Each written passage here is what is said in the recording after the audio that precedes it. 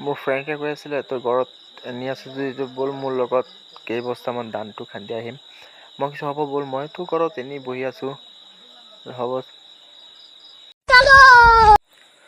গৈ আছোঁ ধান খান্দিবলৈ। গাই চাব পাৰে ৰাস্তাটো ইমান বেয়া কি ক'ম আৰু। গাই ৰাস্তাটো চাব ইমান বেয়া। ফাইনেলি গাইছ আমি আহি পাইছোঁ মিলৰ ওচৰত। এতিয়া বস্তা কেইটা এতিয়া ভিতৰত জমা কৰিম। চাব পাৰিব গাইছ বস্তাটো কেনেকৈ জমা কৰি আছে আমি। এতিয়া জমা কৰি এক লগত পিছততো ধানটো খান্দিম। এইটো ধানটো কেনেকৈ খান্দে আপোনালোকে চাব পাৰিব। এইটো চাওক ধানটো কেনেকৈ খান্দি আছে গাইছ। এইটো ঢালি আছোঁ আমি। এইটো এক ৰাউণ্ড ঢালি কিনি আকৌ এইটো এটা জমা কৰিব লাগে, আকৌ ঢালিব লাগে গাইছ।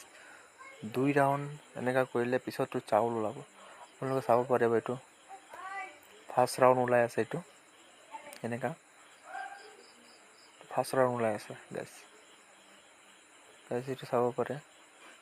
এতিয়া লাষ্ট ৰাউণ্ডত চাউল ওলাব। এইটো চাব পাৰোঁ গাইছ। লাষ্ট ৰাউণ্ড এইটো পূৰা ধুনীয়া চাউল ওলাব। এতিয়া চাব পূৰা ধুনীয়া চাউল। এইটো চাব চাউলটো ইমান ধুনীয়া চাউল। ফাইনেলি কামটো শেষ, ধান খান্দা শেষ হৈ গ'ল। এতিয়া যাম এতিয়া, বাই বাই।